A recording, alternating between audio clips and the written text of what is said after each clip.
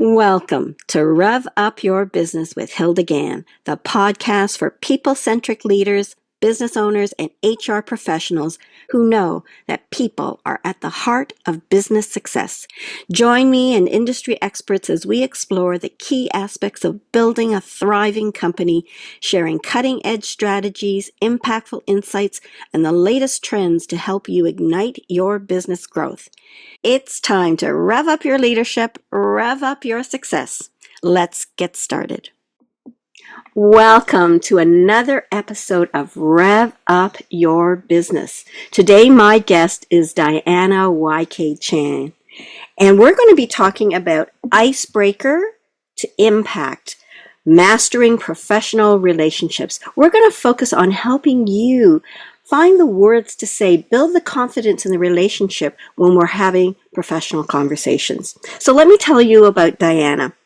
Diana is a renowned business coach and growth strategist at the My Marketability, celebrated for her unique ability to connect people and build influential networks.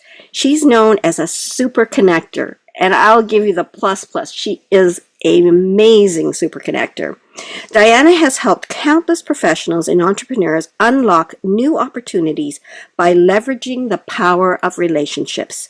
With over a decade of experience, Diana is dedicated to helping individuals establish influential online brands and build thriving businesses. And get these statistics now. As an 11-time LinkedIn Learning instructor, one of Canada's top 100 creators on LinkedIn, a top LinkedIn expert, a top personal branding expert, and LinkedIn top voice, Diana leverages her vast experience to empower her clients. Can you tell she likes LinkedIn?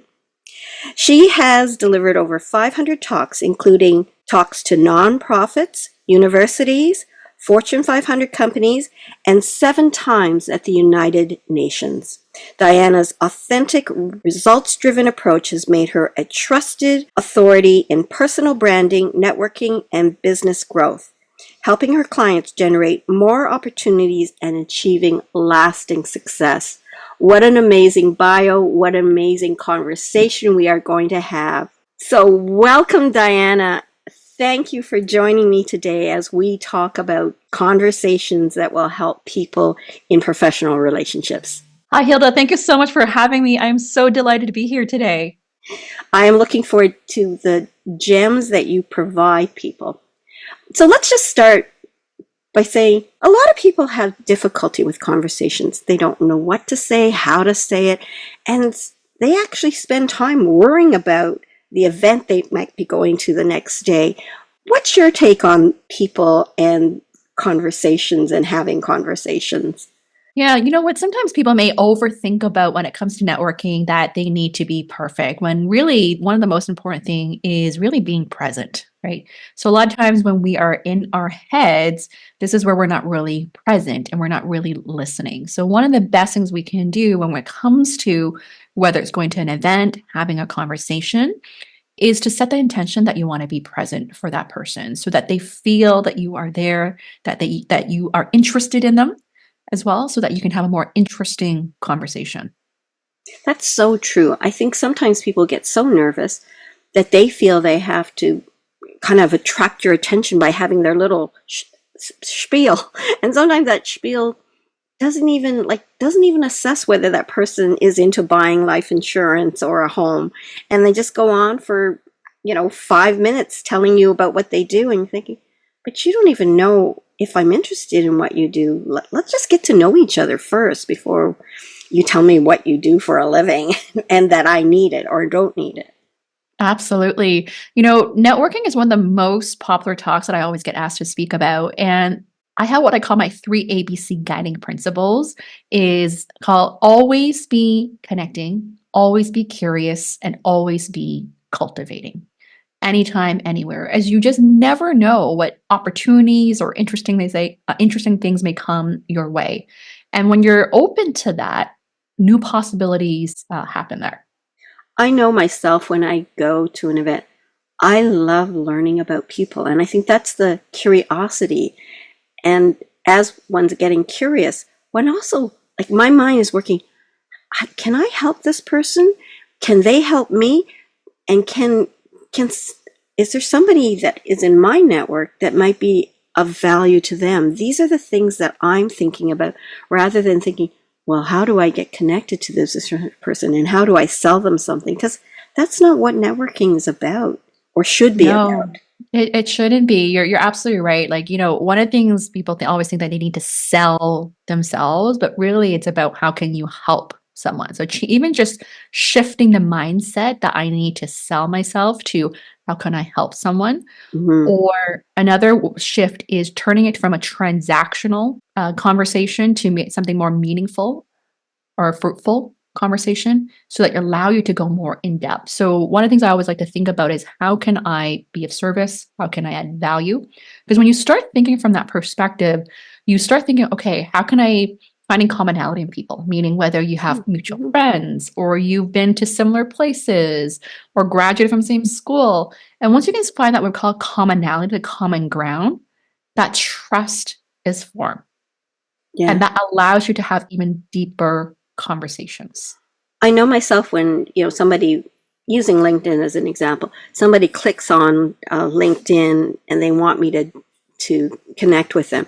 So I go into their profile and I see those commonalities. Oh, they're from Calgary. Oh, I lived in Calgary for 4 years. Or they're Asian. Or they went to the same university. These are connectors that help us begin to feel a little closer to people, right? Absolutely. And these are what we call icebreakers, right? These are a great way to break the ice, right? Going from that icebreaker conversation is that, oh, this is something in common. So for example, like Hilda, like I know, you're traveling to Japan, for example, and that's like one of my favorite places to travel. Like I've been there multiple times. And just by having that conversation that I know that you're traveling to Japan, it's my favorite place to go, instantly we'll probably have even other conversations already of like favorite restaurants, favorite food, Yeah, yeah, things to yeah, do. yeah. Like you just it goes on and on once you find that commonality there. And when you find that commonality, now you're feeling more comfortable having a conversation with somebody, right?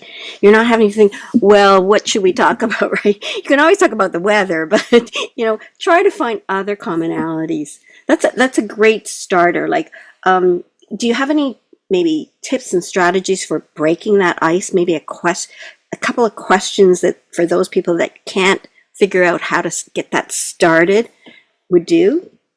Yeah, absolutely. So it all depends on the context that you're in, right? So, for example, if you are, let's say, at a birthday party or at a wedding, so if you got invited to that and you're there, oftentimes you can like, start that conversation of how did you meet this person or this couple? That's a great way to break the ice to find common Hmm. ground. Hmm. Or a great story of mine, like when I was traveling, this was many years ago when I was on a cruise, and the cruise is really big, thousands of people. And it just happened, I found someone, other family, our kids were playing together, and I saw this person wearing a Raptor shirt. So I knew this person was a Raptors fan, basketball fan. And instantly I was able to bond that way and say, like, hey, I'm from Canada. My husband loves watching basketball as well. And so it's just like paying attention to little things that you noticed to Hmm. break the ice. Like, what do you notice about them to break the ice? Or, for example, like recently, like going to, like, say, a homecoming event and you meet other alumni, right? You may be able to find out commonality by mutual friends or alumni that you may know by knowing what their graduation year was or the industry that they worked in. Those are all great ways to break the ice, to have conversation. Yeah. At the end of the day, what we want to do is show curiosity and interest in others. That's really what it is by So asking. repeat those ABCs again. So the ABCs that we want Always to keep in be. mind is always be connecting, always be curious, always be cultivating. So what I mean by that, the always be connecting is really, it could be happen anywhere that you can meet someone amazing, whether it's at the airport or where you're traveling or at a networking event that you want to have open mind to connect. And always be curious is really asking questions. This is where we ask open ended questions to get to know more about the individual, their interest, their desires. I like to even think about past, present, and future to help someone break the ice. You can ask something about, how their year has been, for example, as a past question. The present would be like, what is new lately, right? And the future is what plans do you have this upcoming holiday? And so just those are the three type of questions you can ask to really get to know that person, to find something interesting to talk deeper about. Some people might be worried, or some people may react that it's almost too personal, right? So how do you make sure you ask the kind of question that is interesting enough but not deep that it's none of your business? If you know what I mean? Because some people ask things like, way too deep. Like, sorry, I just met you like 5 minutes ago and now you're asking about my marital relationships. No, you have no right to ask that kind of information, right? So any tips and strategies for people who need to know the subtlety of just enough to be interested, but not too deep to be almost offensively nosy? Yeah. So I would say, I mean, obviously, depending on if you're going to a professional event, first time meeting someone, I would stick to things, the topics that could be more related to, even if it's in a personal sense, but still professional, right? So, for example, if you are at a professional event, so a great example would be recently, like you and I were at a personal development day, right, at the Archangel Summit. Yeah. And I met a lot of new people. You think about it, first time meeting people. I probably wouldn't go into details of talking everything about my marriage, my kids, and all that, right? But what I would talk about, my personal stuff, could be my passion in personal development, right? Of the courses I have done or the events I participate. So it should be related in some case to whatever setting that you're in that will help find that common ground. So in that case, even if you're talking about personal, it's still related into the professional sense, because then what you're trying to do, the goal here is either identify, let's say, whether in that case could be like interesting books or podcasts that we could recommend each other, or other type of trainings that we've attended that we would recommend. Yeah. That's part of the goal when we talk about that personal, when it's like first time meeting someone. And so the way I like to think about it is also gauge, like if this is your first time versus third time and fifth time, like the more frequency that you've met someone, the deeper in terms of conversation or topics or personal about the things that we can talk about. And this goes back to how much you trust and what's the intention of the meeting together. And you're right. It's the frequency. The first time you're just trying to get to know each other. But when you've met people 3 and 4 times, you can ask a little bit more deeper meaning questions. And that's the building the trust and the rapport, right? Finding the commonalities and building the trust and rapport. I know you have these tips that you always like acronyms, and I love how, like, you and I are educators, right? So we try to find things that help people connect and make things stick. So having said that, one of your tips is the connect tip. Do you want to share that with my viewers and listeners? Absolutely. So networking is one of my most popular talks I love talking about. So I always like to bring in an acronym to make learning stick. And so this is what I call my connect formula to network with impact and confidence. So the C, what that stands for is curiosity. So this is all about starting with that general curiosity about the person's experience and interest, asking open-ended questions that allow them to share more about themselves. So for example, you can ask things like, what inspired you to start your business? What's the most exciting project you're working on right now? Okay, so those are questions you can ask. The second is the O, which is openness. So this is all about having that open mind, being authentic in your interaction, sharing those either personal stories and experiences that relate to the conversation, and that you can show some bit of that vulnerability to build that trust. Okay, so it could be maybe sharing something a challenge that you faced and how you overcame it, which could resonate with the other person. So I'll give you an example. Like sometimes I'll give talks about this, and where I'd say I'll share about my upbringing story, how I moved from Hong Kong to Canada all by myself when I was 16, and how I'd overcome the language barrier, my shyness, the culture shock. That's a great story to share, for example, when I'm talking to, an audience who have that similar background as me, so that people can relate. Yep. And then the third is the nurture. So this is all about really actively listening and showing empathy so that people can really feel your energy. They feel understood and heard. And even just like head nods, like the body language, if you're in person or virtual, like just giving that head nod that you are listening and you're there, the presence there really means a lot to the person.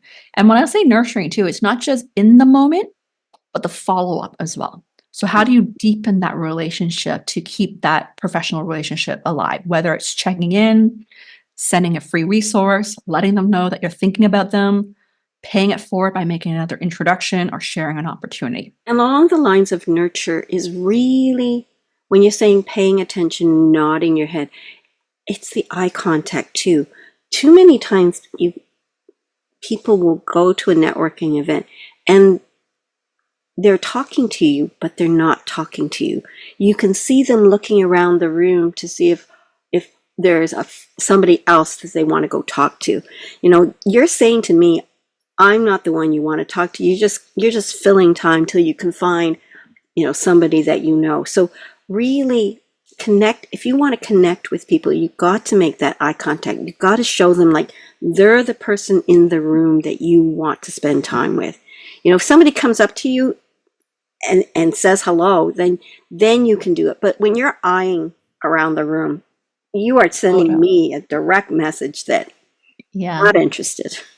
Well, people can feel that. And this is also a great example, whether it's one-on-one conversation with someone or whether you're in a group setting. So when you're in a group setting, let's just say you don't get the airtime to talk and someone else is talking, guarantee you, even if you're not talking, people can feel your presence in your setting. So how are we holding that space or presence of that energy and the vibe that we're giving out that people can feel you are part of this conversation, and even when you're not talking? And this goes back to body language. 93% of your message impact is based on your body language and tone of voice. Only 7% is based on words. So what this means is really the eye contact or posture, the head nodding, the hands. People can all read that, even though when you're not speaking. I just quoted that statistics just the other day. I said, you realize that texting is only 7% of the message. You miss the tone, my intention, my body language. You don't see anything. You just see these words. No, your words are better than nothing. I said, no, they're not enough. They do not convey the care that I have about this. And the choice words, if I say them wrong, you're going to take them wrong, right? Well, I may say them right, but you may take them a different way because you're interpreting it based on your life experiences, your perspective, the day you might have had. So I love how you said 93%. I said, yep, that statistic. I reversed it. I said 7% is the text. You miss everything else. Absolutely. How you say what you say matters. The next N is? Yes. So we went through the first, through the CON, and now the next N is the navigate awkwardness. So networking can feel awkward, right? Especially most of the people I talk to, they feel that it's something they don't tend to do, right? At least 50% of people don't even make an effort to networking or nurture the network.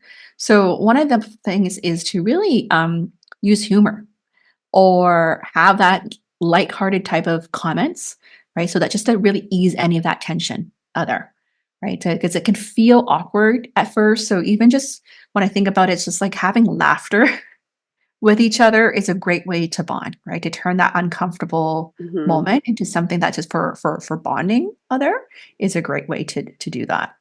And one thing I like to do when I'm navigating awkwardness is that, especially if you're going to network at a group event, one of the things I love to do is partner with people, meaning that I would either make introductions like, oh, have you met so and so? And so be the hype person for your friend or your partner, whoever that is, right? Because then that will ease their awkwardness. Yeah. Other. They're going to feel that they belong. Other. And some people are just comfortable and natural, and then other people are a little bit more reserved. So yeah, if you're the person that's much more comfortable, go together and be the wingman for that person. And Exactly. Yeah. And then the next is the E, which is all about engaging with the other person by either you can mirror their body language and their tone, right? So that also builds trust more, right? It creates more the comfort, the connection, making it just flow more, right? That going back to the body language there. And then the next is the C, is the consistency. So this is all about following up after the initial conversation. From my experience, less than 2% of people follow up. I do a lot of big talks. Oftentimes, a very, very small percentage of people will actually follow up. And I believe those who actually follow up to continue and nurture that relationships, this is where what I call the magic happens, whether it's deepening the relationship, the friendship, or getting a new connection, or taking that relationship to a whole another level there. So sending that follow-up email is really, really important, whether it's just a simple thank you, remind them what you discuss, or send them, something like that's always really helpful. I have so many people I've met through online that have turned into like some of my really close friends. And a lot of it's because of just consistently checking in with people. It could be sending a voice note, a text messaging, a video to let them know that you're thinking about them. And then Yes. lastly, the T, which is trust. This is really one of the most important factors, I would say, to really build professional relationships is really by building the know, like, and trust factor, showcasing that you are someone who is reliable, who is someone who is authentic, who is genuine, right? Who would keep their words and promises as well. If you really want to do business with people, like you gotta showcase that you can deliver. I always say, like, deliver great work to build that great reputation there, to continue have opportunities there. And I think in order to build trust, all the other acronyms, connect and openness, really build the relationship, because it is about building a trusting relationship if you want to create opportunities to build your business. And that shouldn't be your motive, though. That should not be your, I'm going to do all this so I get a job from somebody, a project from somebody. No, if you go in with that open mind of, I want to help others, and the byproduct will be they'll think of me and they'll support me. So I think it's really important, and it's that know, like, and trust factor. One of the things I also wanted to comment was the consistency. When I was first starting out on my own, almost 8 years ago next year, you don't have many clients at that point. You have lots of time. So you're out there networking. And I remember my coach saying, you should be out there 2 to 3 times. And I go, yep, I am. A month. I go, a month? I said, I can tell you I'm out 2 to 3 times a week. So I said, okay, I got that checked. But then what I wasn't doing was following through. So to do 2 to 3 events a week and follow through, there's not enough time. So you really should think about, I'm going to attend this event because I have the time to follow up with some of the people that I connected with. And I'll just add one more tip. You and I like using LinkedIn a lot. And I find, I'll say to people, connect with me. It's just simple. It's just my name at the end. We don't have any numbers. It's just my name on LinkedIn. And then people will link in, but they don't send you a message. And I get that because you only have so many messages you can do a month. I learned that the hard way. You have no more messages because I don't have premium.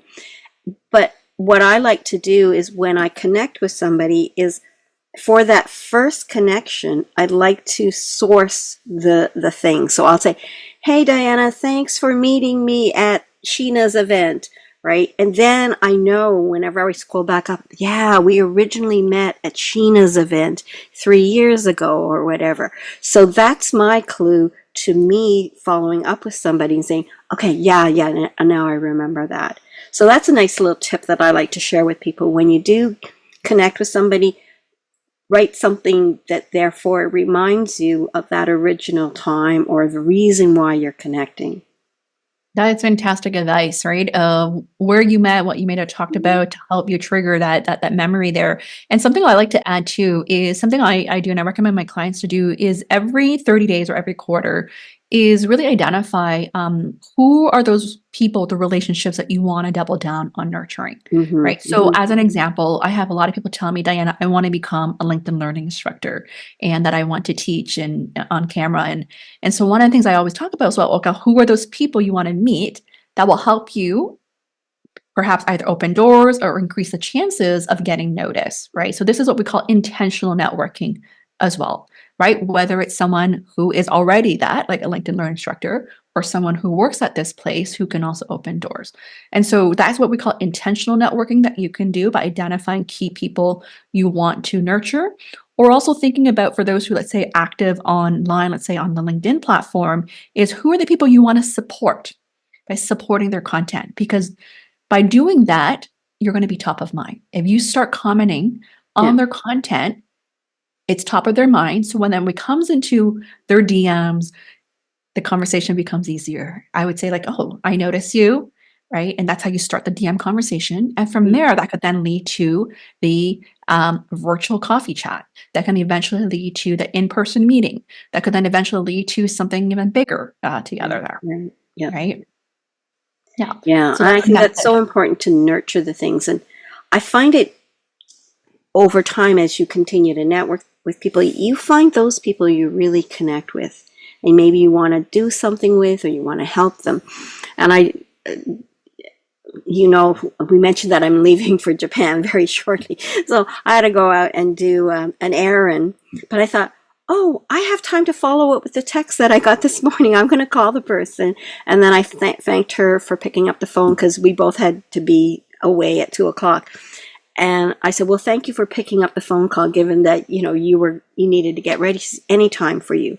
And I think that kind of messaging is the connect method, is that you've nurtured that, you've stayed open, you've built that trust over time so that that person wants to call you back. That person wants to help you because you've helped them. It's that kind of relationship building that turns it into a professional relationship that's one that's bound together, so to speak. Absolutely. So this is all goes back to don't make it transactional, and people can feel this, right? You don't have to have every professional relationship where they're your best friend, right? But what you want to do is build enough of that trust and like factor that they want to help you or engage with you there. So even for me, like I know a lot of people, but I know that it's not like possible for me to talk to some people every single day, right? But if you make an effort to check in every quarter, every 6 months, Yeah. you are nurturing that relationship and paying it forward. This is one of the things that I always talk about is I have my pay it forward Fridays where I'll think of, okay, who's someone I can make an introduction to on a Friday? Oh, That that's could be nice. an opportunity, or who's someone I could share their content with, like that pay it forward. So it's always that going back to service and giving mindset. And over time, what's going to happen is what the more you pay it forward, the more that people are going to remember. And you're going to be known as that person, right? That people want to connect with. And if you're someone, even though you're new to what I call networking, like, and for me, like connection is one of my most important values. So I make an effort to whether host events or hosting dinners or running my own mastermind retreats, whatever that is, like I make an effort. Like that's something I really spend a lot of time in. It's not something that happens overnight. And so if you're new to that, meaning that you know that you want to start nurturing your relationships and network, take the baby steps, right? It doesn't Mm-hmm. happen overnight, but take those baby steps, whether it's having that one coffee chat, going to one event, sending that one email, that one thing to step out of your comfort zone. Yeah. And it's going to get easier. And it's going to get easier. And remember that it's not necessarily about you. It's about the other person. Yeah. How do you make them feel? And it's like practice makes perfect. The Olympians didn't get there because they decided, 3 months ago that they wanted to be an Olympian. They started years ago and they built and built themselves. So that one baby step that you do now, next year, imagine the comfort level you had because you took that initiative and you did that stretch. And before you know it becomes more and more comfortable. And where you go, 5 people, 10 people, and now you feel more and more comfortable. So this advice that you're sharing and I'm sharing is not just for people who are extroverts and it's comfort. It's for introverts. Just start, and then you'll have friends. Because I know for introverts, sometimes it's just even having one person you go with and you hold on to and you stick with, but then you can start to spread your wings and get more comfortable and stuff. So it's Absolutely. practice. It's Yeah. practice. Practice. Yeah. Yeah. Networking is not just for extroverts, it can be for introverts as well. And you figure out what works for you at the end of the day, right? Yep. Whether you like to be in small groups versus big groups, you just have to choose what works for you there. Yep. And know your limitations. Like some people, it's, just a couple of hours. And some people, it can be a long time. I know one weekend I was networking so much I got tired. I thought, that's enough. I have my limits too. I just, Yeah, pay attention to your own energy. What drains you and what fuels you at the end of the day there. And the other thing is sometimes networking, you just never know what opportunities may open. I think this is the key thing is that we don't want to go intention that, oh, I'm here to get a job or I'm here to get this gig, whatever. It's really, it shouldn't be about that. But over time, when you make these what we call relationship deposits, right, into your account, over time, this is where things can open up. So in my case, a quick story here is people always ask me, Diana, like, how did you get into UN to speak 7 times for them? Like, that's one of the story people always ask me. And it was because I consistently showed up on LinkedIn. Someone recommended me to someone where this person hired me for coaching to help them get a job back to headquarters. Love the work that I did. This was like over a year. Then invited me to become a guest speaker for International Women's Day. Did it for pro bono as my way to give back and to support my client. Loved it, which then led to another talk a month later. People loved it. Hundreds of people attended, which then led to another series of 3 parts, a part series. So my point here is that you just never know how an opportunity unlocks just by showing up. Yep. Yep. And you did it pro bono. It starts with the little things. It's, I remember meeting somebody, and I knew at that point, like they weren't a big enough company yet to need my services, but I shared some information with them, and 2 years later they came to me and said, Hilda, I now got 10 employees, and when I met you that time, I knew I don't need her now, but someday I'll need her. And that someday she came knocking on my door. And then another person, 8 years later, he said, somebody wanted help, and I remember meeting you, and I knew you were the right person. If I ever needed somebody who had HR services needed, I'm going to call Hilda, because of all the people I ever met with HR, she was the one that I think could do a good job. So I'm thinking, you never know what you're doing. Like you don't go in with an intention, but you go made a good in impression. with a discussion, right? Yeah. I think this is a great, as we wrap up here, is talking about how do we make others feel, right? In that first interaction, that know, like, and trust that, hey, is this someone I want to keep in mind, be on my radar, that I want to work with, collaborate with, or hire them down the road? That's the impression that you've already left at the end of the day. It's that creating that know, like, and trust factor. Yeah. And some people, it takes a while to nurture, and some people can do it fairly quickly. But that's the thing, is follow your connect method. It's right there in front. Follow the connect method and just start baby steps and learn. Any other tips you want to share before I ask you a few other questions to wrap up? Yeah. I mean, have fun with networking. At the end of the day, it's really relationship building, getting to know people. Not every conversation is going to be a great conversation, and that's okay, but don't let that prevent you from doing it. I see too many times people just give up after reaching out to a handful of people. They're like, this isn't working for me, so therefore I'm not doing it. I think you just need to keep trying to figure out the cadence and the method and the type of events or setting or finding that right community of people that works for you. Like there's definitely a group of people that is right for you. And really, once you find what I call your right community or the tribe of people, spend time nurturing them. Spend time deepening that relationship there. And you said find the right people for you. And I'll add to that is be yourself. Don't try to be something that you're not, because you won't create that trust factor, because they sense there's something not real about you. So find your right tribe, be yourself as you're, stretching and growing out there. What's next for you, Diana? Yeah. So this year I pivoted my business from career coaching to business coaching. So what's been really exciting for me right now is I'm spending a lot of time building relationships, networking, really supporting a lot of my clients, especially because I was a career coach. I've been supporting a lot of coaches in building their business. And one of the things I'm working on right now is I want to continue to run more amazing events like here in Toronto, whether it's retreat days or running my big mastermind retreat in Mexico, to really help people to dream big. But also for me, my big intention is helping people to build meaningful, deep relationships so that they have their support system and tribe to help them continue to thrive and level up. I'm really big on really finding that right people so that you can also believe in yourself, what's possible for you, and really owning your voice, value, and visibility with confidence to shine and thrive. Cool. And how do people get a hold of you?